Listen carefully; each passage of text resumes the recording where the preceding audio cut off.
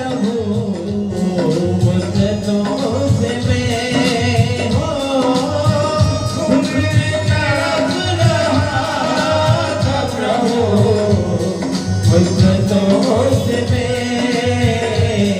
एक आग का सहारा प्रभु आग का सहारा साकार हो गया तेरी शरण में आके धन्य हो गया वो तेरी शरण में आके मैं धन्य हो गया तेरी शरण में आके मैं धन्य हो गया बोले वृंदावन बिहारी लाल की जय।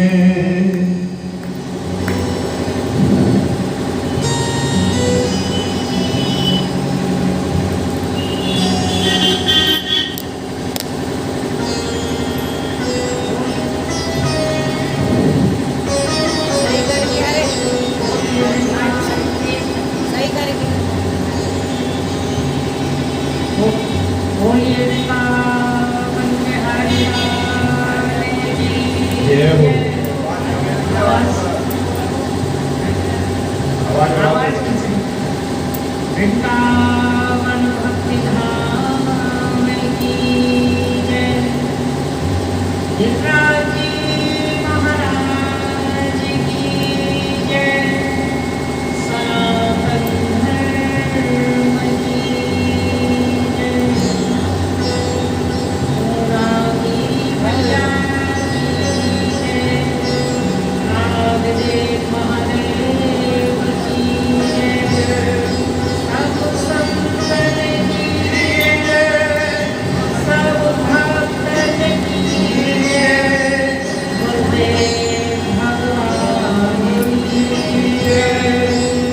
जय जय श्री राधे जय जय श्री राधे जय जय श्री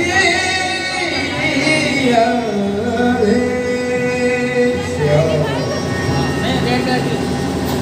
गुरु वंदना के लिए सब अपने अपने हाथ जोड़ के आंखें बंद करके प्रार्थना करेंगे।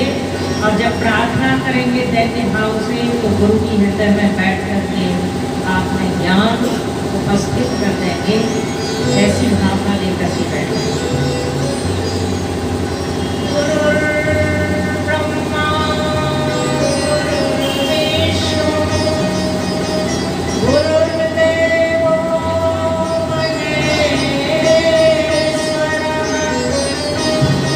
गुरुः साक्षात् परं ब्रह्म तस्मै श्री गुरवे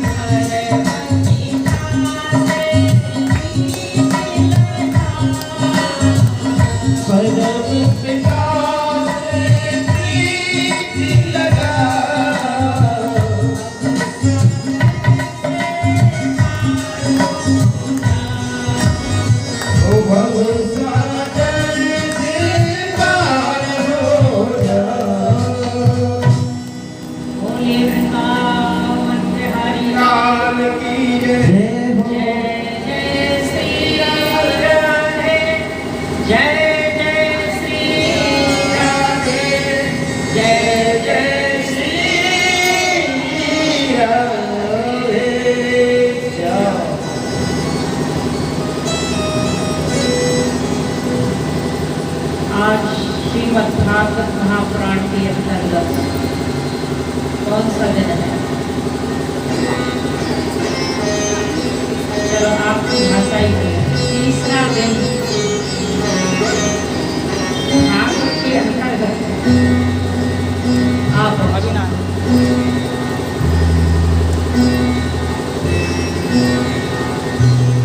क्योंकि समय निर्वाध गति से आगे बढ़ रहा है।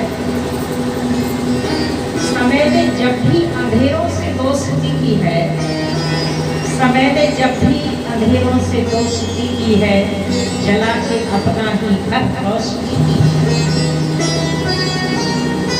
अर्थात समय को आप पहचान जाएंगे तो समय आपको गोदी में उठा लेगा, और समय को पहचान करके भी आप समय को नहीं पहचान पाए तो निश्चित रूप से मारे जाएंगे।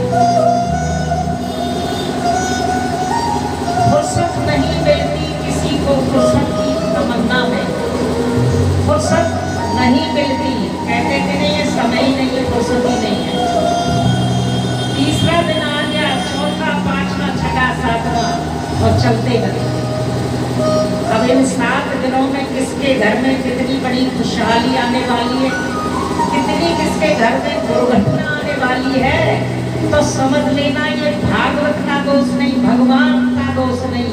कृतम कर्म शुभाशुभम, अपने किए शुभ अशुभ कर्मों का प्राणी निश्चित रूप से फल भोगता है। क्योंकि हम जन्म जन्मांतरेवा जन्म लेते हुए आ रहे हैं, तो संचित कर्मों का हमारे पास इतना बड़ा भंडारा है कि वो उसका गोदाम भरा पड़ा है।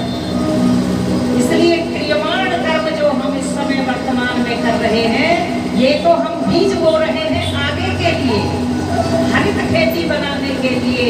लेकिन पूर्व जन्म का जो हमारे सामने कर्म आ जाएगा, चाहे सुखमय हो चाहे दुखमय हो, वह निश्चित रूप से हमको भोगना ही पड़ेगा।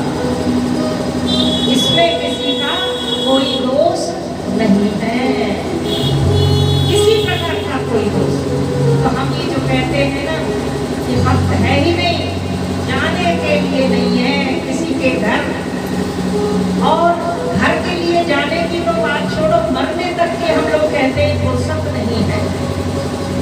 सिकंदर ने अपनी माँ से मिलने के लिए मात्र 5 मिनट मांगा। 5 मिनट तो बहुत हो। तो काल ने कहा, मैं वही काल हूँ जिस तरह से मैंने लोगों को ठगा। बोलेंगे मेरी जब अर्थी जाए तो हाथ निकाल देना, ये हाथ को निकाल देंगे। लेकिन वस्तु चाहिए है कि जो तूने 5 मिनट माता से मिलने के लिए मांगा है वो आज तेरे पास समय नहीं है, चल। तो तत्क्षण उसने कितने करोड़ों की कमाई यहाँ पर कमाई, लेकिन 5 मिनट की कमाई में, 5 मिनट के समय में सारी करोड़ों अरबों की खरबों की कमाई उसकी तहस नहस हो गई। उसे 5 मिनट नहीं मिल पाया। फुर्सत नहीं मिलती किसी को, फुर्सत की तमन्ना में जो वक्त गुजारा करते हैं फुर्सत की तमन्ना में। फुर्सत की तमन्ना में जैसे अभी आ रहा है आगे प्रसंग, ताश पत्ता जगह जगह झटमनाते हुए खेल लगे हैं, जुआ, कट्टी घर, वैश्यालय। ऐसे हाल में कलयुग अपने आप को पुष्ट कर रहा है, मजबूत कर रहा है। जब मजबूत कर रहा है तो एक एक के घर में शराबी भरा पड़ा है, एक एक के घर में शराबी है। मेरे भी घर में शराबी है। मेरे कोई एक है कि माता जी आप तो मेरे भी घर में है, लेकिन वस्तुतः बात यह है, पाप से घृणा करो, पापी से। पाप से घृणा करो, पापी से नहीं। एक मुद्दा अगर उसका जो है इसी कर्म के हेतु में आया है तो निश्चित रूप से वह कर्म कर्म भोगने के लिए आया है, सुधरने के लिए नहीं आया। बोलिए गोविंद भगवान की जय।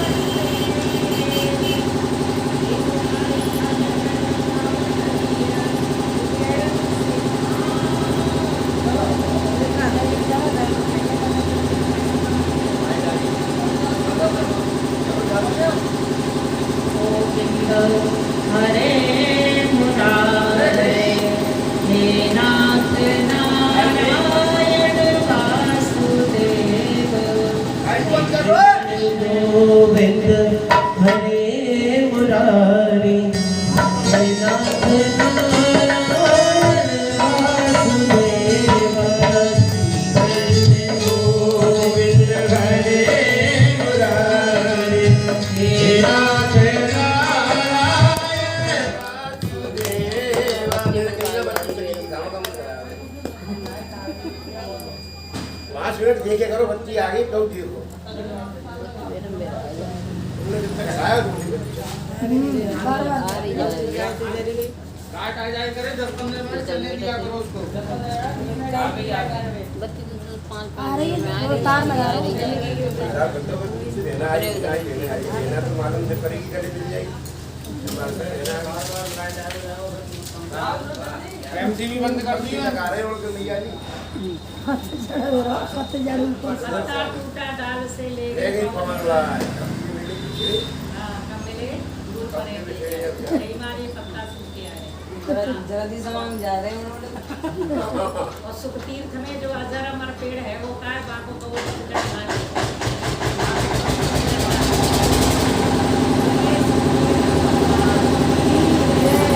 बोलो भैया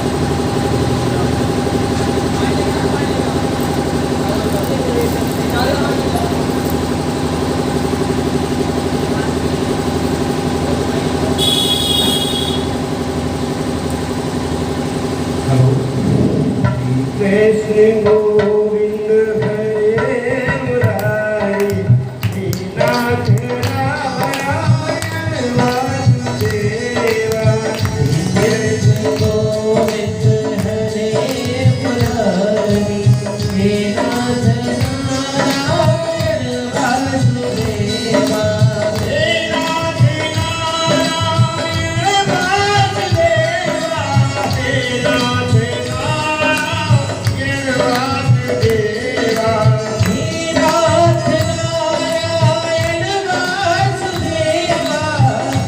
लक्ष्मी नारायण वासुदेवा कृष्ण गोविंद हरे मुरारी हे नाथ नारायण वासुदेवा कृष्ण गोविंद हरे मुरारी हे नाथ नारायण वासुदेवा कृष्ण गोविंद हरे मुरारी हे नाथ नारायण वासुदेवा कृष्ण गोविंद हरे मुरारी हे नाथ नारायण वासुदेवा हरे कृष्ण कृष्ण कृष्ण राधे राधे राधे कृष्ण कृष्ण कृष्ण राधे राधे राधे कृष्ण कृष्ण कृष्ण राधे राधे राधे कृष्ण कृष्ण कृष्ण राधे राधे राधे कृष्ण कृष्ण कृष्ण राधे राधे राधे कृष्ण कृष्ण कृष्ण राधे राधे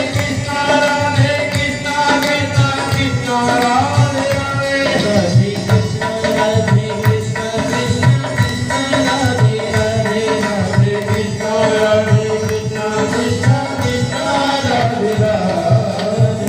बोलिए भागवत महापुराण की जय हो।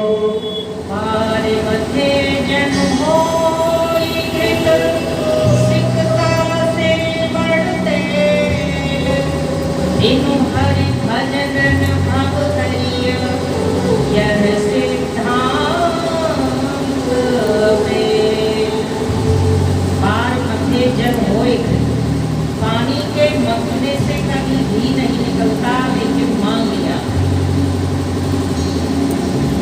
सिकता से बढ़ते बालू के मथने से कभी तेल नहीं निकलता लेकिन थोड़ी देर के लिए मान लिया बिनु हरि भजन भव करिए बिना हरि भजन किए बिना इस संसार से आप एक हैं इस भवसागर से हम निश्चित रूप से बिना भजन किए तर जाएंगे और ये सिद्धांत अकाट्य है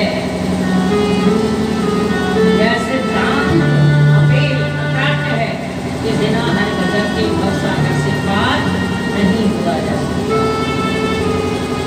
आइए हम श्रीमद् भागवत महापुराण में प्रवेश करते हैं। बोलिए श्रीमद् भागवत महापुराण की जय हो।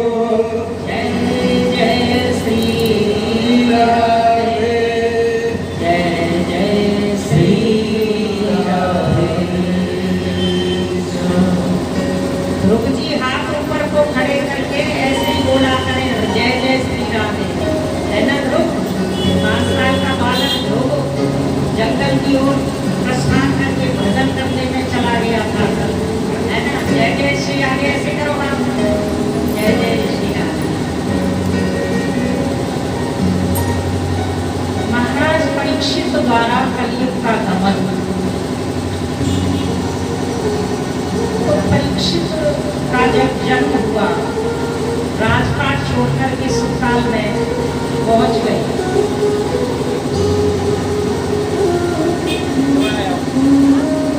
समीप ऋषि के पुत्र शंगी ऋषि का साथ लगा, तो राजपाट छोड़कर के राजा परीक्षित सुखतीर्थ में पहुंच गए।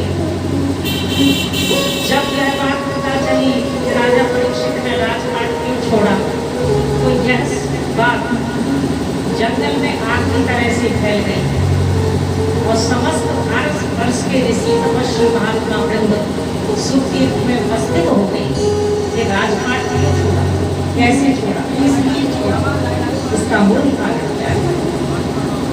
तो सूत्र के रूप में कलयुग राजा के वेश को जब धारण कर उनको डंडा लेकर के धमका रहा था, तो एक तरफ बैल खड़ा हुआ था, एक तरफ गाय खड़ी हुई थी। सूत्र का तो रूप था और राजा के रूप में आकर के वह कलयुग किसको धमका रहा है, एक बैल को धमका रहा है और गाय को। बेचारा वह बैल डरते मारे बार बार मूत्र और गोबर कर रहा है और वो उसको डंडा लेकर धमकाई जा रहे हैं। तो यह बात राजा परीक्षित को पता चली। परीक्षित ने कहा कि भाई मुझे जानता नहीं है कि मैं पांडवों के वंश में उत्पन्न होने वाला क्षत्रिय हूँ। तू इस तरह से मेरे राज्य में ऐसे जो है असहाय देवा जीवों को सता रहा है, परेशान कर रहा है। उन्होंने क्रोध के आवेश में तलवार को खींच करके उसे मारना चाहा। कलयुग पाहिमाम करते हुए राजा परीक्षित के चरणों में गिर गया। जब चरणों में गिरा तो बोला कि महाराज मुझको मारने से कोई लाभ नहीं होगा, परंतु आपके राज्य में मुझे आप निकाल देंगे तो मेरी क्या दशा होगी, कृपा करके मुझे कुछ आप स्थान प्रदान कर दीजिए। तो राजा परीक्षित को दया आ गई, उन्होंने 4 स्थान प्रदान कर दिए, 4 स्थान दे दिए। कौन कौन सा स्थान दिया? द्यूतम पानम स्त्रियः सूना यत्रा धर्मश्चतुर्विधिः। 4 स्थान दे दिए, जुआ, शराब, वैश्या, कसाई घर, ये 4।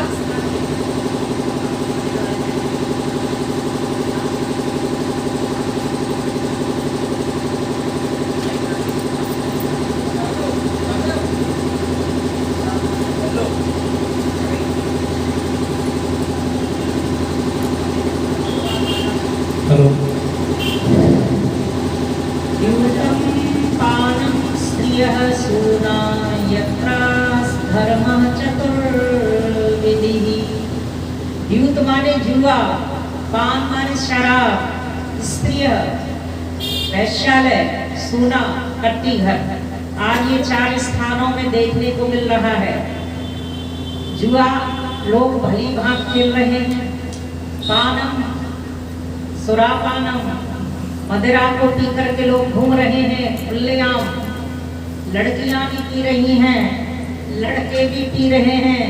और ये दिल्ली नोएडा की जो परंपरा है, फैशन शो, ये परंपरा अब जगह जगह छोटे मोटे शहरों में भी आ गई है। लड़कियां सिगरेट उड़ाती हुई मोटरसाइकिलों पर और धुआं उड़ाती हुई छल्लेदार घूम रही हैं।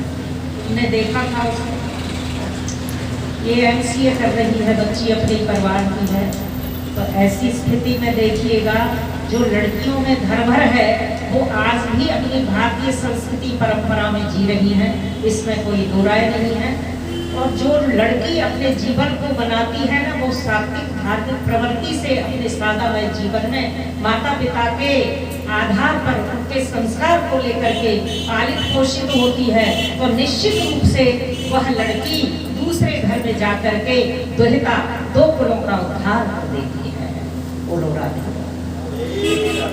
दो कुलों का निश्चित रूप से उद्धार करती है, इसलिए उसका नाम दो कुलों की रक्षा करने वाली और दुहिता दो कुलों की लाज को रखने वाला, ये बात।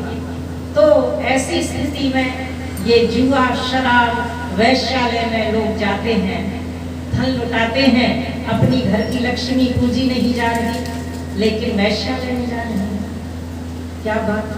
और कसाई घर में कौन जा रहा है कि आज कितनी भी गौओं की आप रक्षा कर ले, ये जो आपदा आ रही है ना, जो केदारनाथ सुमानी जी में जैसे पहले जो है वो एक आपदा आई थी, इसी तरह से युद्धों की एक बाढ़ आ रही है। युद्ध रुक नहीं रहे, ये रूस अमेरिका कहाँ ये जो छिड़ रहा है युद्ध, वो अभी तक समाप्त नहीं है। और समाप्त न होने का मूल कारण यही है कि जो जीव मांसाहारी हैं, जो दूसरे जीवों को मार मार करके खा रहे हैं, मांसभक्षी हो गए हैं। तो भगवान एक बात और कहता है, जो यम हंती सतम हंती, जो मेरे जीव को मार कर भून करके खाएगा, मैं उसे एक बार नहीं सतम हंती 100 बार मारूंगा, 100 बार मारूंगा। क्योंकि दूसरे के मांस को नौच के खाना, सजीव जीव की हत्या करके पाप करना, वो मुझसे वंचित नहीं रह पाएगा, 100 बार। तो कट्टी घर में, कसाई घर में जो गौएं जा रही हैं, वो निरपराध मारी जा रही हैं, भगवान की यहाँ देर है। ये 4 स्थानों की हम तुमको बात बतला रहे हैं। कलयुग बोला कि महाराज जी तो 4 हो ही गए, एक आध दो और। तो परीक्षित ने कहा कि भाई ठीक है, एक स्थान और देते हैं। तो 5वां स्थान किसने दे दिया? सोने में दे दिया। सोने में कौन सा सोना? आभूषण वाला कि सोने वाला? सोना जो आभूषण वाला है वो सोना। कनक कनक ते सोगुनी माद का अधिकार, या पाए गौराय जब या खाए गौराय। कनक माने सोना, कनक माने धतूरा। अगर माने सोना पहन लिया तब भी आदमी को घमंड आ जाएगा, और धतूरा खा लो तो सो ही जाएगा। कनक कनक ते सोगुनी हो रही है बात। मादक का अधिकार, जब खाएंगे गौराएगा, वो खाएंगे गौराएगा। या पाए गौराय जब और उगवा पाए गौराय। तो ऐसी स्थिति में कभी भी स्त्रियों को ज्यादा आभूषण में नहीं निकलना चाहिए। थोड़ा बहुत सोना पहनने की बात तो आई है, अधिकाधिक सोना पहनने की बात नहीं आई है। क्यों? कि ये मर्यादा अपने आप में इस बात का तकाजा करती है कि बनिया हमेशा लक्ष्मी को छुपा के चलता है, अदर जाति नहीं चलेगी। बनिया लक्ष्मी को दबा के चलेगा, जितना उसके पास रुपया धन दौलत होगा सब कुछ पेट में समाहित कर जाएगा, वो इतना गंभीर होता है। और महाराज धर्म पुण्य में भी बड़ा आगे होता है।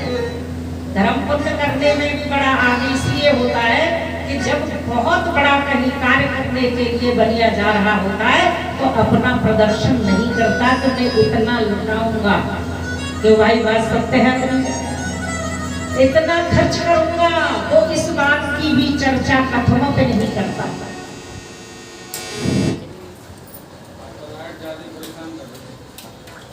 कहाँ गया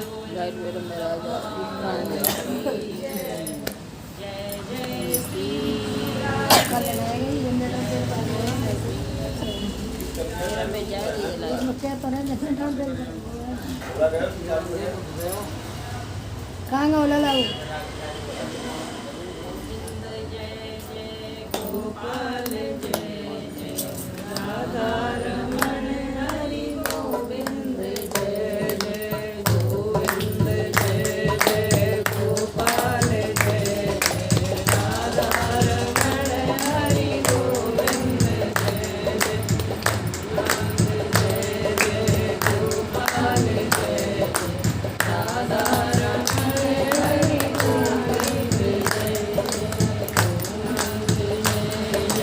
गोपाल जय जय राधा रमण हरि गोविंद जय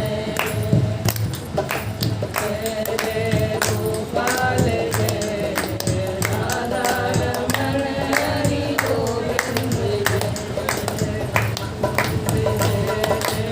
गोपाल जय जय राधा रमण हरि गोविंद जय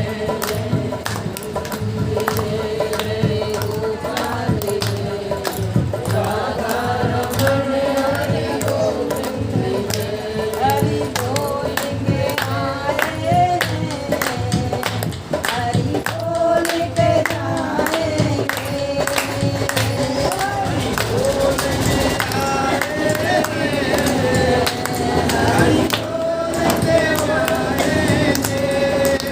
जानो सही जानो सही हमें अच्छा लगता है और सिया राम का नाम हमारी अच्छा लगता है हरि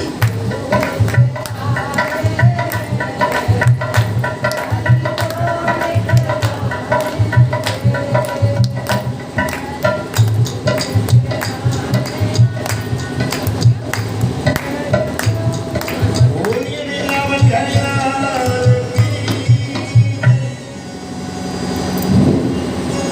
देखो एक बात कहें, यहाँ सब अलीगढ़वासी बैठे हैं और ब्रजवासी और बंदर ब्रज के बड़े ही प्रसिद्ध है और ब्रजवासी से पूरा अलीगढ़ एक तरफ और ये 4 ब्रजवासी एक तरफ पार नहीं पा पाओगे भैया। मैं 30 साल से पता है मुझे ब्रजवासियों के विषय में कि इन ब्रजवासियों से हाथ जोड़ने में लाभ है, पंगा लेने में लाभ नहीं है। क्यों कि कल वो शराबी को दिलीप रोकता है, वो नहीं रुक रहा है, लेकिन ब्रजवासी अपनी सी पे आएगा तो ठाकुर जी के गाल में गुच्छा मारे, गाल में गुच्छा छाती पे, और ये कहे ब्रजवासी बाके ही कटे पे चढ़ बैठ गए हो, बाके ही कटे पे कैसे ना मानेगा ये, जाके गाल में गुच्छा कर देते हैं। आज बिहारी जी में जो भोग लगे होता है, जितनी भीड़ आ रही का है, आज जी बिहारी इधर आए हुए हैं, जिन परामटे न रहे हो, जिन परामटे न रहे अच्छा चाहते हो खाओ परामटे मिलते जाए। बोलिए हनुमान जी महाराज की। सभी लोग गुजारिश करें हनुमान जी से, आप उठाएंगे ताली बजाएंगे। आज मंगलवार भी है। ये मारो बेड़ो रे, वो मारो बेड़ो रे लगाएगी उतार, बेदानी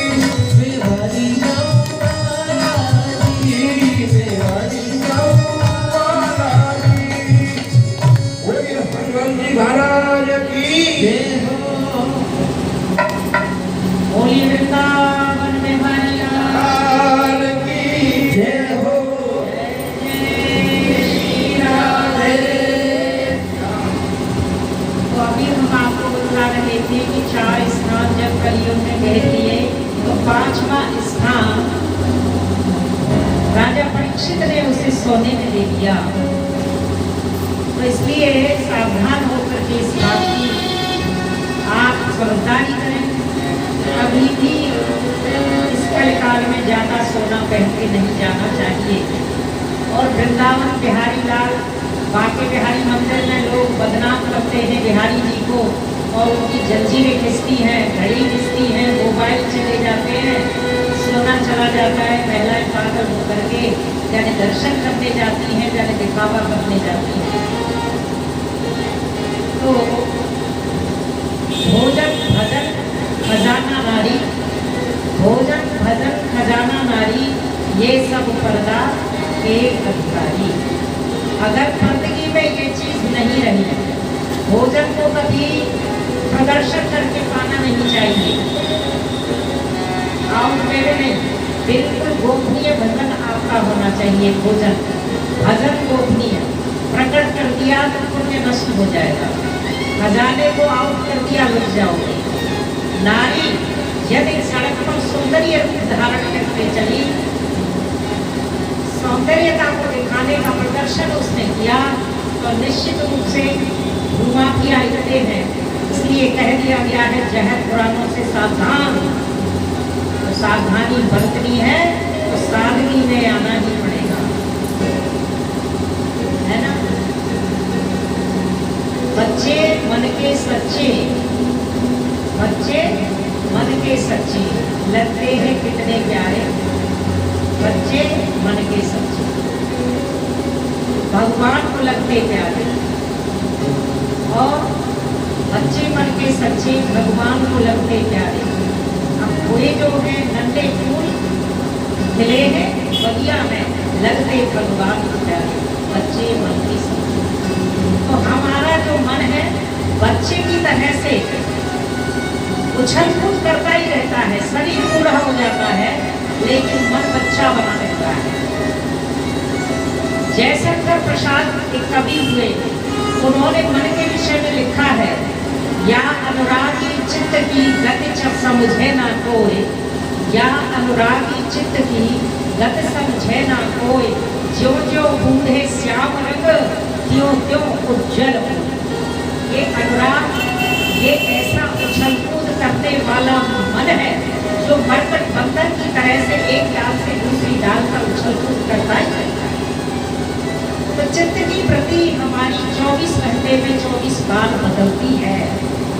जब 24 बार बदलती है तो चित्त की वृत्ति को आप यह देखें कि आप भजन करने के लिए बैठे तो देखिए थोड़ी देर तो भजन में मन लगेगा, लेकिन पद पता नहीं कहाँ से कहाँ चला गया, फिर आपको याद आएगा हम तो भजन कर रहे थे तो वहाँ पहुँची, फिर थोड़ी देर में भजन पे चले आओगे आप, फिर थोड़ी देर के बाद आगे बढ़ जाएगा। तो चित्त की वृत्ति जहाँ है वहीं आप है। जितनी देर आपका भजन में मन लगेगा आप उतनी देर ही ठाकुर के साथ है। अगर आपका भजन करते करते मन कहीं दूसरी जगह चला गया तो आप वहीं है, फिर भजन में नहीं, वो फिर भजन नहीं है, भजन में वो काउंट नहीं होगा। उतनी देर है जितनी देर आपका मन है। चप्पल जूते में चला गया तो क्या भजन उसका साथ देगा?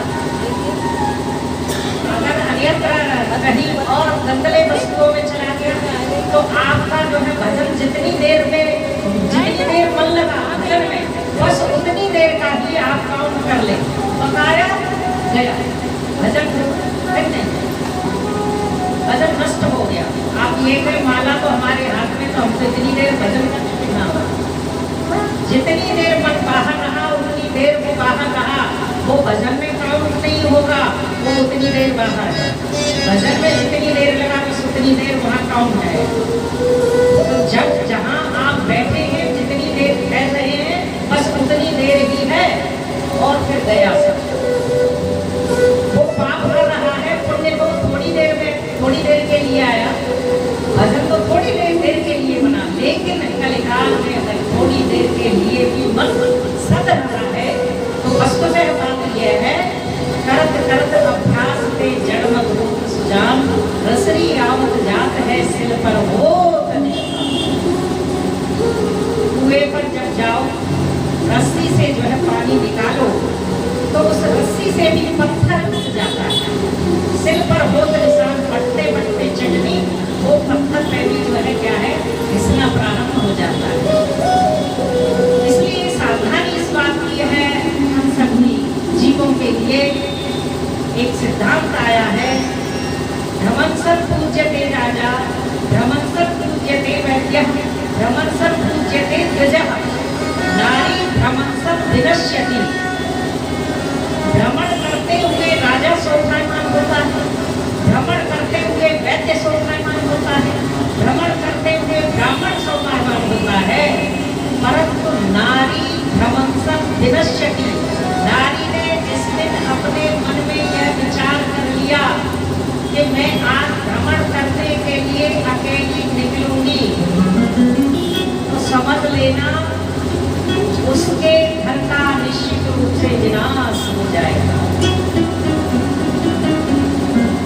कभी भी एक परिवार से सभी जन नहीं जाने चाहिए, कालाबद्ध होकर के कभी नहीं बाहर निकलना चाहिए। स्वजनों के साथ चले, अकेले भ्रमण ना करें। तीर्थ में भी जाए तो अकेले मनमाने ढंग से नहीं, तीर्थ में भी भीड़ का बोलबाला है। यदि आपने मन में यह विचार बना लिया कि मैं 2 दिन बिता करके आऊं, तो तीर्थ में भी आज कहीं आप सुरक्षित नहीं है। ध्यान देना इस बात पर, क्योंकि जहां आपका मन का मंदिर है वहीं आप हैं। नहीं, वृंदावन में जाने के बाद भी आप वृंदावन में नहीं। सुरक्षा का कवच तो यही है। तो नारी भ्रमंसर विनश्यति, नारी ने अपने घर से पाप निकाला तो समझ लेना वो कभी भी जीवन में सुरक्षित है ही नहीं। बोलिए गोविंद भगवान की जय।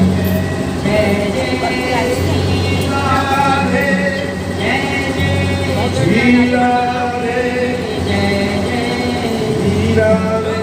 तो सूत जी सोनकादिक ऋषियों से कहते हैं कि अपनी भलाई के लिए कभी भी सोना नहीं पहनना चाहिए। सोना अत्यधिक थोड़ा हो, जैसे ये सर्वेश पहन रही है ना, बस सोना सर्वेश ने भी पहन रखा है, बस इतना सोना पहन लो, थोड़ा सा दिख रहा है नहीं।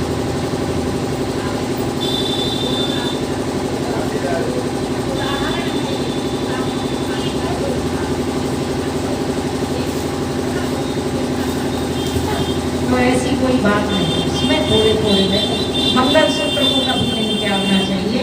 वो एक जो है आपकी सुहाग की एक निशानी है, इसलिए मंगलसूत्र को कभी नहीं त्यागना चाहिए। वो समय समय पर ही शोभा देता है, प्रतिदिन नहीं, समय समय पर। जहाँ कहीं आप फंक्शन प्रोग्राम में जाए तो वो एक सूत्र की एक धारा आपकी जीवित रहे, आपको याद रहे कि हम नारी परतंत्र स्वतंत्र नहीं है और अपने घर की हम पराधीन नारी है। किसके? कि अपने प्राणनाथ की पराधीन नारी है। इसलिए मंगलसूत्र इस बात का तकाजा देता है, इस बात की याद दिलाता है। परम स्वतंत्र सिर पर कोई, अगर ऐसा आपने कभी हिसाब बना लिया तो स्व माने अपना, तंत्र माने शासित। जो व्यक्ति अपने आप में शासित रहता है उसका नाम स्वतंत्र है। अपने आप को पहचानता है कि मुझे क्या करना चाहिए, क्या नहीं करना चाहिए, इस बात का उसे सदैव ध्यान रहे, प्रतिदिन ध्यान रहता है, तो वो जीव हमेशा हमेशा के लिए सुरक्षित रहता है। हमने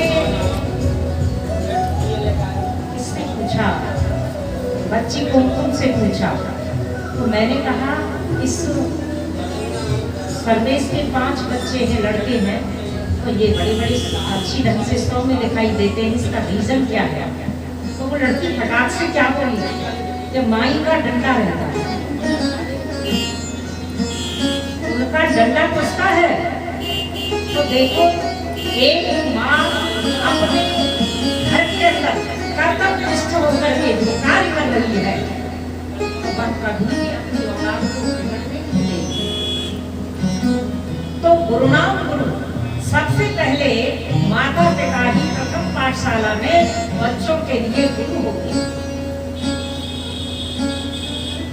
जो बैठी हुई है माता, उसके घर में 2 बेटियां हैं।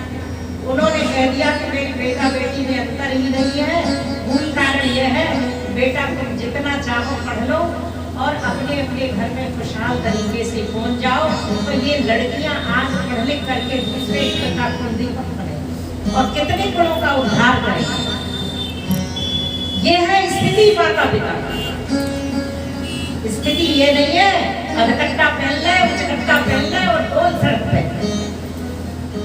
वहाँ रैप होगा निश्चित आपको।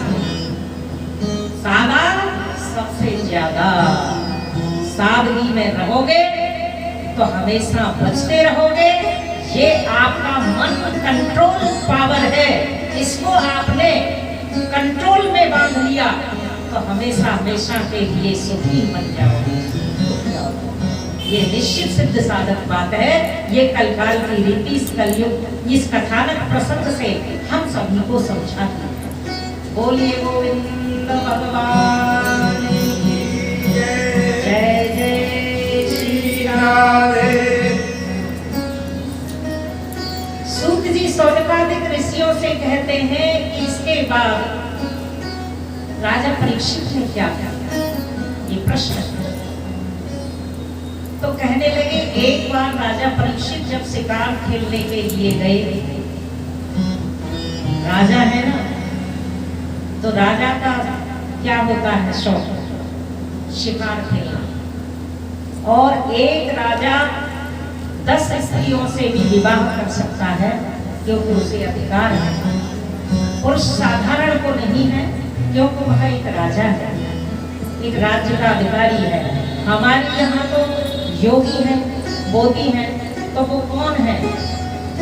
ये एक तरह से योग निष्ठा में रहने वाले परम वितरागी महापुरुष। अगर सतयुग में एक कलियुगी राजा कलियुग का सा कार्य करे तो सतयुग में भी कलियुग आ जाएगा। अगर कलियुग में एक कलियुगी राजा सतयुग का सा कार्य करे तो कलियुग में भी सतयुग आ जाएगा। तो ये वो साम्राज्य है।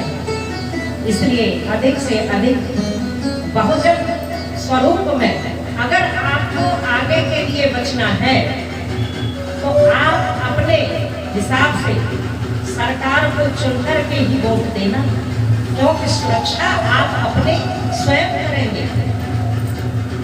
वोट न दो वो उनको नहीं परवाह, लेकिन अपनी सुरक्षा अपने आप करनी ही पड़ेगी। तो कहने का मूल भाव यह है कि कलियुग में सतयुग है इस समय, इसलिए हम सुरक्षित बचे हुए हैं।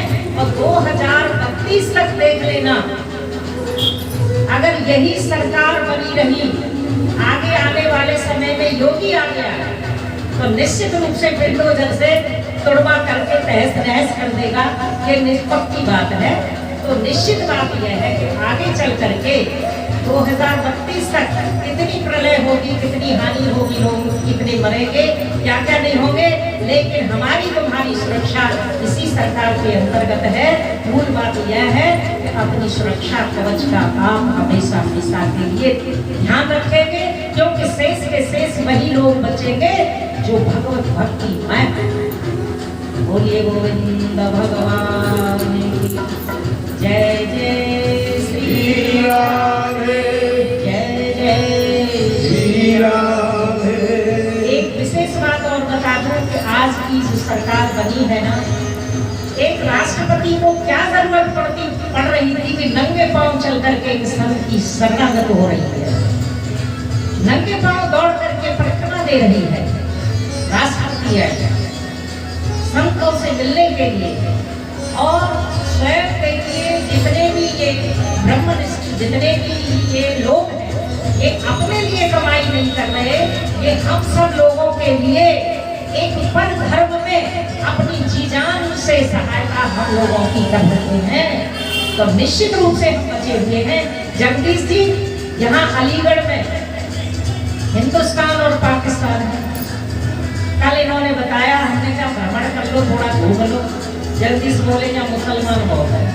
हमने कहा कि मुसलमान तो है लेकिन दबे हुए, मुसलमान तो है, दबे हुए हैं, परंतु वस्तु स्थिति यह है, ऐसी बात नहीं है कि तुमको जो है खा जाए। इसलिए हमने कहा 4 ब्रजवासी अलीगढ़ के लिए था। ब्रजवासी का डंडा जब चलता है ना, तो सरकार की भी हिम्मत नहीं है कि कॉरिडोर बनवा दे। बोलो, जरूरत नहीं हो पा रही कि कॉरिडोर बन जाए। दुनिया में कॉरिडोर बन गया, लेकिन वृंदावन की गलियां आज निकुंज की गलियां जो कि जो ब्रजवासी सुरक्षित बनाए हुए हैं।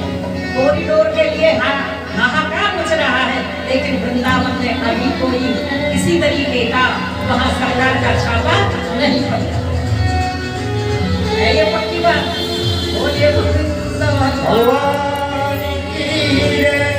जय जय श्री राधे जय जय श्री। राधे श्याम। तो राजा परीक्षित जब शिकार खेलने के लिए निकले, तो खेलते खेलते क्या क्या हुआ,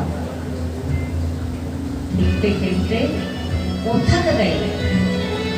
एक हिरण का शिकार किया। जब शिकार का पीछा किया तो वह थक गए। बड़ी जोर से उनको प्यास लगी। यही समय था, पानी की तरफ होती है और कोई व्यक्ति ये कहे कि भैया पानी तो है ना, दूध से प्यास बुझा ले। जो पेय पदार्थ तो दूध भी है। नहीं भाई, पानी की जगह पानी है और दूध की जगह दूध है। केदारनाथ सुमानी में जब कोई जो है आपदा आई, तो वहां पानी की बोतल 1000 की बिकी और पानी नसीब नहीं हुआ और उसी प्रलय में वे लोग बहते हुए चले गए, पानी नहीं पी पाए। और इसी तरह से पानी की तड़प में प्यास लग रही थी। इसको राजा परीक्षित को तो गला सूख रहा था। तो एक पास में एक आश्रम था, वहां समीप ऋषि जो थे आंखें बंद करके समाधिस्थ अवस्था में बैठे हुए थे। तो उनसे पानी मांगा कि हे महात्मा, मुझे पानी पिला दीजिए। अब वो समाधिस्थ अवस्था में बैठे, उनको कोई ध्यान और ज्ञान नहीं था। उन्होंने कहा कि ये महात्मा ज्योति है, ये मुझे पानी नहीं पिला रहा है, इसका मूल कारण क्या है? इसका मतलब यह है, मेरी बात को इसने सुना नहीं। पास में ही एक बड़ा हुआ सांप खड़ा हुआ था। तो तत्क्षण उनके अज्ञानता उन्होंने क्या काम किया कि उनके गले में डाल दिया और आगे बढ़े। अच्छा, उस समय वहां सोने में जो कली का वास हो गया था, उन्होंने जरासंध का मुकुट मस्तक पे धारण कर रखा था राजा परीक्षित ने। तो सोने में कली का वास हो गया। अब जहां मस्तक पर सोना और मुकुट का, सोने का मुकुट धारण किए हुए हैं, पहन करके चले, तो बुद्धि भ्रमित हो गई, बुद्धि पागल हो गई। इसलिए कहा गया है किसी के वस्त्र को नहीं पहनना चाहिए, स्पर्श दोष आता है। किसी के साबुन से स्नान नहीं करना चाहिए, दोष आता है। किसी के बिस्तर पर लेटना नहीं चाहिए, दोष बन जाता है। क्यों? कि आप भजन कर रहे हैं, भजन का प्रताप आप तक ही है। अगर व्यक्ति आपकी सैया पर बैठ नहीं गया, तो बैठने मात्र का भी दोष बन जाएगा, आपका पुण्य उसके पास चला जाएगा। इसलिए कहते हैं कभी हाथ से हाथ मिलाना नहीं चाहिए, क्योंकि हाथ की रेखाओं का पुण्य उसके हाथ में चला जाएगा, उसका आपके पास आ जाएगा।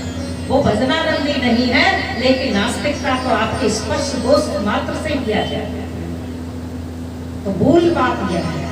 तो कहने का भाव, कभी एक दूसरे से, यानी टावर जो है उससे भी आप अपने वस्तु शरीर को पहुंचने के अधिकारी नहीं। अलग अलग वस्तुओं का आप सेवन करें, तब कहीं जाकर के आप अपने पुण्य प्रताप को बचा पाएंगे, अन्यथा तहस नहस हो जाएंगे। जैसा राजा परीक्षित ने सोने का मुकुट जरासंध के रखे मस्तक का धारण कर लिया, तो उसमें नेगेटिव ऊर्जा आ। जब नेगेटिव ऊर्जा आई तो स्वयं भस्म स्थिति में क्या हुआ कि सांप गले में कौन डालता है भरा हुआ, लेकिन सांप जब लगता है, दोष जब लगता है, तो उसको कह के नहीं आता, विधाता उसे स्वयं दिखा रच करके भेजता है। यद्यपि स्वयं राजा परीक्षित भगवान कृष्णमय है, परम भक्त वीतरागी महात्मा है, उसे ऐसे करने की क्या आवश्यकता, लेकिन स्पर्श दोष आता। सोने का मस्तक पर मुकुट धारण करने मात्र का दोष कहां तक ले गया कि तक्षक सांप के द्वारा ही राजा परीक्षित की मृत्यु होगी और राजपाट छोड़ करके गंगा के किनारे पहुंच जाता है वीतरागी महात्मा और अपनी मृत्यु का सुधार करने के लिए ऐसे परम वीतरागी महात्मा की खोज में निकल पड़ता है। आज राजपाट का सबको बड़ा लालच होता है, कोई नहीं जाता छोड़कर, लेकिन उसने अपनी मृत्यु को सुधारा तो कहां पहुंच गया, शुभ काल में गंगा के किनारे। बोलिए सुखी तो आगे बढ़े। जैसे ही समीप ऋषि के पुत्र शंगी ऋषि को यह बात पता चली, क्या हाँ मेरे पिता के गले में मरा हुआ सांप डाल दिया है, तो उसने जल को हाथ में लेकर, कुछ बच्चों के साथ वह स्नान कर रहा था, 5 साल का बालक था, और जल को हाथ में लेकर के और इस तरह से सांप लिया के, जिस किसी व्यक्ति ने ऐसी धृष्टता की है कि मेरे पिता के गले में मरा हुआ सांप डाल दिया है, तो मैं उसको सांप देता हूँ कि आज से 7 में दिन उसको तक्षक सांप दंश कर दूंगा। और ऐसा कहते हुए वह बालक रोते रोते अपने पिताजी के पास पहुंचता है। पिताजी की जैसे ही समाधि खुली, पुत्र को रोते हुए देखा, पुत्र क्या बात है, क्यों रोता है? तो बताया कि पिताजी आपके गले में मरा हुआ सांप कोई व्यक्ति डाल गया है, इसलिए मैंने उसे सांप दे दिया। कौन है, क्या है, पता चला। तो जो ऋषि जी थे बड़े दुखी हुए मन में और कहा, अरे बच्चे तूने बड़ा अपराध कर दिया, बहुत बड़ा अपराध किया है, तुझे ऐसा नहीं करना चाहिए। वे तो स्वयं भगवत प्रेमी, स्वयं भक्त भगवान श्री कृष्ण के अनुयायी साधक सिद्ध महात्मा थे, लेकिन तेने तो ऐसा साफ दे दिया कि 7 महीने में तेरी मृत्यु हो जाएगी। हाय हाय, हमसे बड़ी भूल हो गई कि हम उनको हमारे आश्रम में आए, हम उनको पानी नहीं खिला पाए, ये हमारी कितनी बड़ी धृष्टता भूल रही। ये सब क्या हुआ? इधर जो राजा परीक्षित अपने स्थान पर पहुंचते हैं, जैसे ही सोने का मुकुट उतारा, जैसे ही सोने का मुकुट उतारा, तत्क्षण उनको ये भान हुआ कि हाय हाय, ये मैंने क्या कर दिया, एक ऋषि के गले में मरा हुआ सांप डाल दिया। बड़ी घटाई, बड़ी मेरी जो है उत्सित कार्य हुआ उससे, जो नहीं होना चाहिए। इधर तो वो पश्चाताप कर रहे हैं, इधर वो पश्चाताप कर रहे हैं। तो समीप ऋषि जी ने अपने शिष्यों को भेजा और भेजने के बाद में कहा कि आप उनको जल्दी से जल्दी इस बात की सूचना दे दें कि अपनी मृत्यु का सुधार करें। कि शिष्य भी पहुंच नहीं पाए थे, तब तक वो तक्षण ये करते क्या है कि अपनी मृत्यु का सुधार करने के लिए राजपाट छोड़कर तक्षण जंगल की ओर प्रस्थान कर जाते हैं। और राजा परीक्षित जैसे ही प्रस्थान करते हैं तो ये सारी बात की सूचना, जैसे जंगल में कहीं आग लग जाए तो वो जंगल में आग लगने की तरह से जो आग फैल जाती है, इसी तरह से ये सूचना जब फैली तो कहते हैं भारतवर्ष के समस्त ऋषि तपस्वी महात्मा वृंद सुखताल में एकत्रित हो गए कि ये सब क्या हुआ, क्यों राजपाट राजा परीक्षित ने छोड़ा, इसका मूल कारण क्या है।